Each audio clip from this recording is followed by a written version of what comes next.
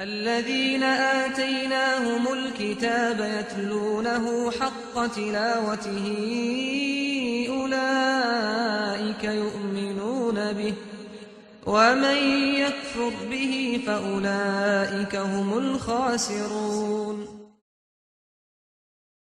بسم الله الرحمن الرحيم. الحمد لله والصلاة والسلام على رسول الله وعلى آله وصحبه ومن والاه أما بعد. Qarindoshlar, bugun men sizlar bilan Qur'oni Karimdagi Alloh subhanahu va taolaninki "Va laqad sadaqat kalimatuna li'ibadina al-mursalin innahum lamansurun va inna jundana lahumul ghalibun" degan oyat haqida kallam o'tgan. Bir qism mulohizlarni o'rtoqlashmoqchi. Oyatning mazmuniga kirishdan ilgari sizlarga demoqchi bo'lganim shuki, biz yashayotgan dunyoda qonuniyat, ya'ni o'zgarmas ilohiy qonuniyat deb bir narsa bor. Ya'ni dunyodagi har narsaningki Alloh subhanahu va taolo dunyoni yaratgan vaqtda bekitayotgan bir xarakteri bo'ladi. Mushu xarakteri biz hozir demoqchi bo'lgan qonuniyat, ya'ni dunyodagi ilohiy qonuniyat deymiz. Biz mushu ilohiy qonuniyatni tushunib olganimizda ba'zi narsalardan oldin xo'sh bishorat beraymiz. Oldin xo'sh bishorat beraymiz deganimiz mushu qonuniyatlarga asosan bo'ladigan ishlarni faraz qilgan bo'ldi. Bu qandaqdir g'aybni bilganlik emas, ammo dunyo shu shaklda yaratilgan, shu qonuniyat bo'yicha yaratilgan. Masalan, deylik, har qanday bir madan, ya'ni rodila kengaydigan haroratga qarab turib, harorat bilan kengaydigan bir qonuniyat bor desak, bir misol sifatida tömürde silindiğin her qanday bir binoda bir kengayish uchun bir fasil qo'yib qo'yiladi. Masalan, bu tömürdeki bir qonuniyat. Mayli qaysi davlatda taraqqiy qilgan bo'lsin, taraqqiy qilmagan bo'lsin. Masalan, bir tömürden ko'rik soldi deyli, tömür yo'l yasadi deyli. Bularda qishda, yozda, ikki faslda havo o'zgarishiga qarab turib, o'zgaradigan bir ahvollar bo'ladi. Shularni kepillik aslında eliş için, yani buzulmaslığı, normal hizmetin devamlı kılışı için bularda bir kengiyiş arlıkı musabısı koyup koydu. Köylüklerden bana tümür yoldan. Bu tümürlerdeki, roadlardaki bir kanuniyet. Bu bir misal. Ondan başka yine etrafımız qarab baksak, su desek, su muzluğa vaxtıda kengiydiğen bir kanuniyet var. Masalan, maşinanın motorusuga su qaçılab, agar to'ng'ina suv olib qolgan taqdirda, qish kunlarida qattiq suv olib qolsa, su motorining ichida to'ng'lab, motor yerilib ketadi. Bu bir qonuniyat. Undan boshqa havo temperaturasi 0 dan tuvan 50, 60, 70 ga chiqadigan rayonlarda yashaydigan kishilar butun badanlarini yo'gab, ko'zini lam qo'yib qo'ydi. Nimishqa ko'zning suyi har qancha tuvan temperaturada to'ng'amaydi. Bu bir qonuniyat. Endi men yuqoridagi o'xshash misollar orqali yani sizlarga nima demoqchi desa, bu dunyoda Alloh subhanahu va taolo yaratgan har şeyda, har ishda bir qonuniyat bor. Agar shu qonuniyatni egallab, qonuniyat bo'yicha ish qilgan vaqtimizda biz sebebini qilib turib, muqaddimasini qilib turib, natijasidan oldin ola ba'zi farazlarni qila olamiz. Yoki mushu sababni qilsak, bu natijaga erishimiz deydigan bir natijani oldin ola faraz qilg'ili bo'ladi. Shu ishonch bilan mang'ili bo'ladi. Endi biz mushu qonuniyatni tushunganimizda, men bayat suhbatimizning beshida o'qigan وَلَقَدْ سَبَقَتْ كَلِمَتُنَا لِعِبَادِنَا الْمُرْسَلِينَ إِنَّهُمْ لَهُمُ الْمَنْصُورُونَ وَإِنَّ جُنْدَنَا لَهُمُ الْغَالِبُونَ degan oyatga qaytib qarasak, shu ilohiy qonuniyatni tushungan tushunchimiz ostida turib qarasak, Ayet davat ki Allah subhanahu ve taala biz gapni püttürüp bulduk deydi. Yani şu peygamberler haq qo'shini haqni yaqilab mangallar haqida sabaqat kalimatuna degan bir qonuniyatni bekitib bo'ldik deydi. O qonuniyat nima desa, bu yo'lda mangallar g'alaba qiladi. Va inna jundana lahumul g'alibun. Oxirgi g'alaba bizga qo'shin o'g'illar. Oyatdagi jund degan bir iborasi bor. Jund degan iborani bu so'zni texmi kengir ma'nodan o'ylansak, haq yuzidan o'ttirg'i chiqqan degan ma'noda. Ya'ni sen modomiki haq uchun, Allah subhanahu va taolo uchun, bu din uchun, bu millating uchun o'ttirg'i chiqqan bo'lsang, sen haqning lam bir adami bo'lsang, sening mag'lub bo'lishing aslo mumkin emas. Chunki Allohning kalomi bu. Qur'ondagi oyat Allohning kalomi. Allohning kalomining rostligining ustida boshqa bir rostlik bo'lmas. Agar sen o'zingni haq tarafdori, haq yordamchisi, haq yo'lda ketyapman, haq mujodalani qilyapman deb turibmi mag'lub bo'lgan bo'lsang, cho'qim bu yerda bir masala bor. Sening haq tarafdorliging, Allohning bandichiligingda bir masala bor. Buning qonuniyatlarining prinsiplarini joyida o'z layoqatida uyg'unlamagan, tatbiqlamagan bo'lsa, buni izlashing to'g'ri keladi. Hatto bir qism ulamolar bu haqda nima deydi desa, mayda bir xatarli gapdir birisi bor, bir qism ulamolarning gapi. Bir odam Allohga da'vat qilib turib g'alaba qilamagan bo'lsa va bu mag'lubiyatni Allohga otib qo'ygan bo'lsa, bu odam yolg'onchi deydi. Deb kelib, shu so'zning oxirisida inna lanansuru rusulana vallazina amanu fil hayatid dunya. Biz payg'ambarlarimizga, mu'minlarga bu hayotid dunyoda yordam berimizga oyatni o'qiydi. Ana oyatda biz bayatni o'qigan oyat, hozir o'qigan oyat sura G'ofirning 51-oyati. Bayatni o'qigan oyatimiz sura Saffatdagi oyat. Sura Saffatdagi o'qigan oyatimiz Allah subhanahu va taolo va inna jundana lahumul g'alibun. Ma ibor so'zningki qurilmasiga arab tili nuqtasidan qaragan vaqtimizda ta'kidlash vositalarining hammasi qo'llanilgan. Buni arab tili o'qiganlar biladi buni. Ya'ni bu gapni aytib kuchab deyilgan gap tushunsak bo'ladi. Bizning normal manda deyilib qo'ygan gap emas, kuchab deyilgan gap. Ya'ni har qanday makon, har zamon, har asr, har sharoitda Alloh tarafdoridagi kishilar, Allohning tarafini olib mangan kishilar cho'qim g'alaba qiladi. Bu umumiy bir qonuniyat, ilohiy bir qonun. Tamam. Unda payg'ambar alayhisolatu vasallam masalan Allohning habibi, butun insonlarning eng yaxshisi va sahobalar bilan birga o'zlarining jonlarini fido qildi. Mushriklar bilan qarshi-qarshiga keldi, Uhudda g'alaba qilolmadi. Nimishqa? Chunki bir qism sahobalar tur degan yerda turmadi. Berilgan buyruq ta'limotlarni o'rindimidi, g'animatni deb o'zining o'rnini tashlab, muhim strategik xatolardan birini o'tkazdi. Musha holatda turib, yana g'alaba qilgan bo'lsa, bu nima ahamiyati Rasulullohga itoat qilishning, Allohga itoat qilishning nima ahamiyati bo'lsin? Endi demak, bu yerda bir masala bor. G'alaba qilinmadi, ishimiz o'ngshalmadi, o'zimizni hisoblab baqish to'g'ri keladi. Bir hisob elish to'g'ri keladi. Qilayotgan ishlarimizni hisoblash to'g'ri keladi. Chunki bizning Allohga iymonimiz shuki, hamma narsa Allohning ilkida. Allohning ilkida bo'lmagan hech qanday bir narsa yo'q. Bu ishlarning hammasiga Alloh subhanahu va taolo bir qonuniyatni oldin ola o'rnatib o'tgan.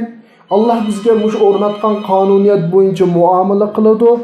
Bizning qilgan mush ishimiz Alloh rizoligi uchun bo'ladigan cho'qqum g'alaba qiladi. Allohning qonuniyatiga mas'ul bo'lgan cho'qqum g'alaba qiladi. Bu Allohning qonuniyatiga ideya bilan yashashimiz kerak.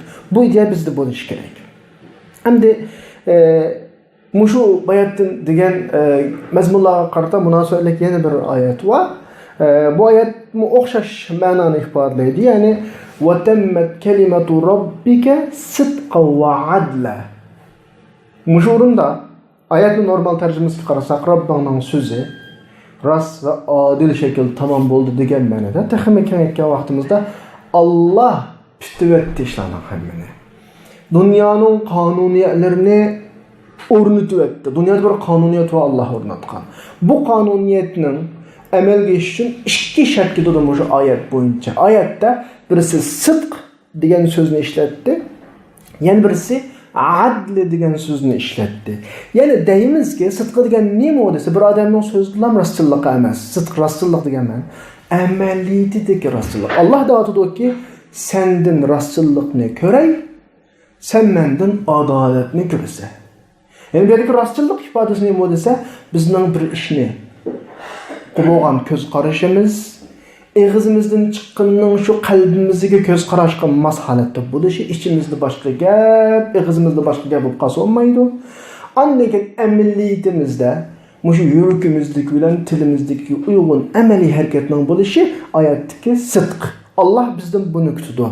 Lekin bizning oladigan javobimiz nima bo'lsa, oyatning oxiridagi adl. Adl degan nima bo'lsa, shu qonuniyatga uyg'un shakldagi natija.